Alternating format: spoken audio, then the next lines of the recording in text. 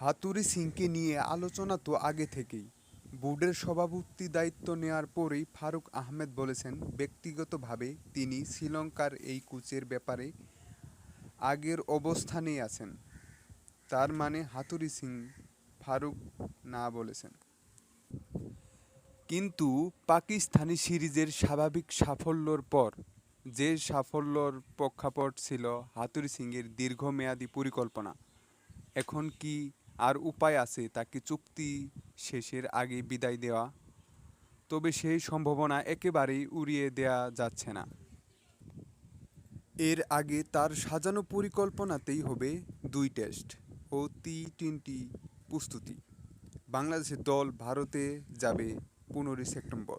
হাতুড়ি সিংহের আত্মবিশ্বাসী, তিনি ফিরবেন এবং দল নিয়ে ভারতে যাবেন। পাকিস্তান থেকে ফেরার দলের খোঁজ নিয়ে যতটুকু জানা গেছে, এই সিরিজে হাতুড়ি সিংয়ের সার্বিক ভূমিকায় খুবই সন্তুষ্ট খেলোয়াড়রাও। সিরিজ জয়ে সেটির ইতিবাচক ভূমিকাও দেখেন তারা। অধিনায়ক নাজমুল হোসেন তো গতকাল রাতে বিমানবন্দরেই বলেছেন, এটা বাংলাদেশি ক্রিকেটের সবচেয়ে সেরা অর্জনগুলোর একটি। এটা শুধু আমাদের একার কথা নয়, দলের সবাই তা বিশ্বাস করে।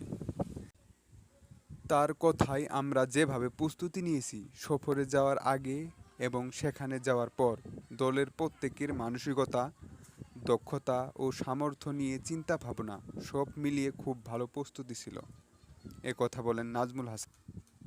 নাজমুল হাসান এর মতে, হাতুড়ি সিংকে দীর্ঘমেয়াদী দেখতে চায় বাংলাদেশ দল।